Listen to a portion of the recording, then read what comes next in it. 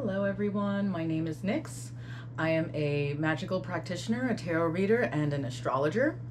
And today I thought we could do a little crafting together. So I got this idea from this book right here, Italian Witchcraft by Raven Grimassi. And in here, there's a specific magical item that she talks about called a Nanta bag. And I never made one of these before, and I absolutely loved the idea of it. So I thought we could try something new and put one together. So what is a Nanta bag? So I'm going to go ahead and just read from the book this little snippet on Nanta bags and what they are and what goes into them and all that jazz, so you guys get an idea. All right, so here's what Raven Grimassi says about Nanta bags. The Nanta bag is a very old tool appearing in various forms as it is traced back through the ages. The form in which we have it today comes to us from 15th century Italy. The purpose of the Nanta bag is twofold. First, it is designed to keep its wearer in harmony with the forces of nature. Second, it serves as a carrier for the tools of the craft so that the witch can perform his or her magic anywhere or anytime. The original followers of Aradia carried them as they traveled from village to village, and soon they became a symbol of being a priest or priestess of the old religion. Within these bags were miniature representations of the ritual tools, along with elemental symbols and objects of personal power. Typically, the bag would contain a thimble for the chalice, a needle or pin for the ritual blade, a coin for the pentacle, a twig for the wand, and also included would be a stone for earth, a feather for air, a flintstone for fire or a match today, and a shell for water or a vial of liquid. Finally, the bag would contain a symbol for the god and goddess, along with objects of personal meaning. If someone was given a small token by one whose power they respected, then this would be added to the Nanta bag. The principle of contagion magic was the foundation for empowering the bag. Basically, this means that the objects absorb power and have an energy field around them.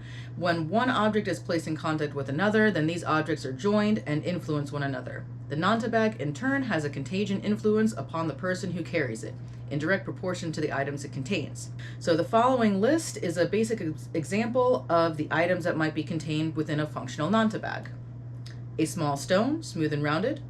A small feather, blue or very light in color, a small portion of ash, wood or coal, a small vessel of pure water, a small coin with a 5-pointed star etched upon it, a small twig, fruit or nutwood, a pin with a black head or needle, a thimble, a portion of incense, 2 small white candles. Typically in Italian witchcraft, the working altar had 2 white candles on either side for the god and goddess, a piece of marking chalk, a measure of cord, 9 feet, a small finger-sized bowl, cup, or dish, a symbol of the god, for example, an acorn, small pine cone, piece of horn, etc., a symbol of the goddess, for example, a seashell, string of beads, or nutshell, a personal power object, a lucky piece, crystal, etc., a portion of salt, and a small vessel of anointing oil.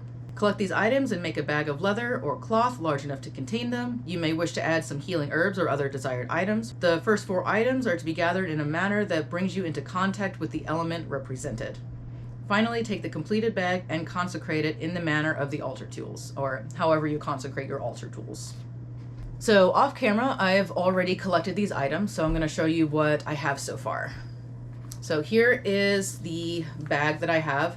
Now, I'm very involved in Renaissance festivals, so for me, finding a small leather pouch was not an issue, but I'm sure you could find something similar on Etsy. This is just a small, drawstring pouch. Now for the items, this is what I have. I'm going to turn you around so you can see this. So here is what I have for the items. These are the ones that I've collected, and they have been sitting on my altar in this little bowl since I collected them. But I actually did happen to have a blue jay feather, and the book mentioned a light blue feather. I'd found this on a hike several months ago, and it's just been sitting on my bookshelf in front of my tarot decks. So yeah, blue feather. I've got my 2 small white candles here, just regular tea lights. And I did decide to add a portion of salt, since I feel like salt is important as a protective item. And now getting into the altar tools, I did in fact have a small thimble for the chalice. I actually had this teeny tiny blade Do not ask me where I got this. I have had this little thing since I was a child. I have no idea where it came from. I'm actually pretty sure it's like an envelope opener. But yeah, I've had this since I was a child, and I thought it was perfect for this, for the symbol for the ritual blade. And then for the wand, I did find this twig out in the woods right outside my door. And for the pentacle, I have this quarter, but there is a story behind this quarter. As you can see, the edges of it, I don't know if my camera is really picking this up. Let me try this. For some reason, my camera is not focusing very well. I'm trying to find different lighting and it's not focusing very well, but you can see the edges of this quarter have been like ground down and flattened almost.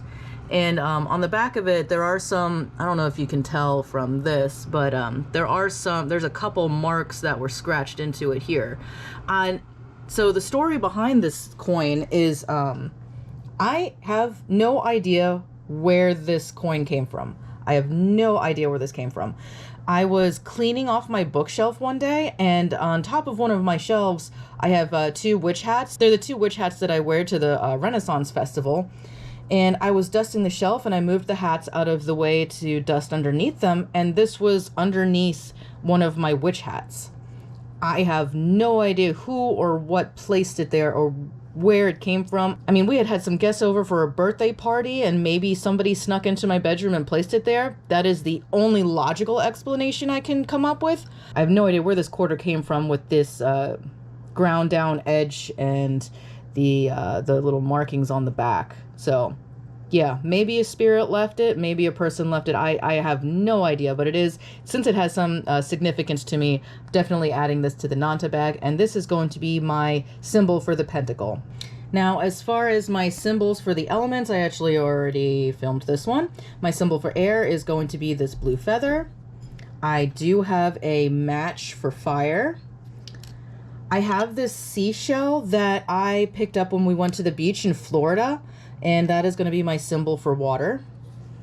And then I have this stone for my symbol for earth, and I got this during one of my travels. I'm pretty sure I picked this particular one up in the desert in Tucson, Arizona. So that's going to go in the Nanta bag. And then as far as an object of personal power, I have this stone with the spider on it, and spiders are one of my favorite things. I love spiders so much, and so I thought this was perfect as my personal power object. Sorry that my camera is like reflecting off of it, but yeah, I guess that's a good angle. Yeah, it's just a plain white stone with a gold spider on it, so that's my personal power object. And this was one that I've actually been keeping in my purse for a long time as a reminder that I am the weaver of my own reality. So, yep. So yeah, that is what I have so far for my Nanta bag. Now, I do want to include symbols for the god and goddess.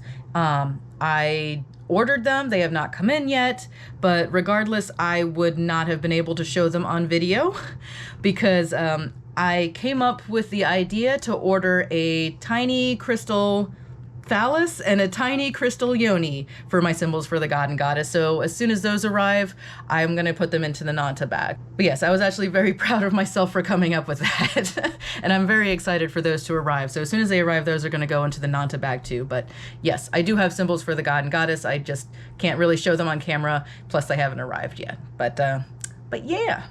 And also, I will be consecrating this under the full moon eclipse, but I will not be filming that. My rituals are very, very personal to me, so I will not be filming that. But yes, I will be consecrating this bag under the full moon eclipse that's happening at the end of the month. So it's basically a travel altar. Like the modern rendition of it would be a travel altar, but like this to me has like even more meaning than just a basic travel altar, because the whole purpose of it is to keep you in touch with nature, to keep the wearer or the carrier of the bag in touch with all 4 of the elements and all 4 of the ritual tools, as well as the god and goddess. So I love the idea so much. So I wanted to put this together. But yeah, I had most of these items already. The only one I had to go out and get was the match and then the twig. But otherwise, I already had all of these items, and they all held meaning to me because I had either gotten them on my travels or there were things that I've had for a very, very long time. So yeah, this bag I think is very, very special to me, and I'm very excited to put it together and consecrate it and add my little god and goddess symbols when they come in. So yeah, yeah, just wanted to film this real quick and show you it because I thought it was a really cool idea. And I hope you guys enjoyed this video, and I hope you're having a blessed day, and I will see you in the next video.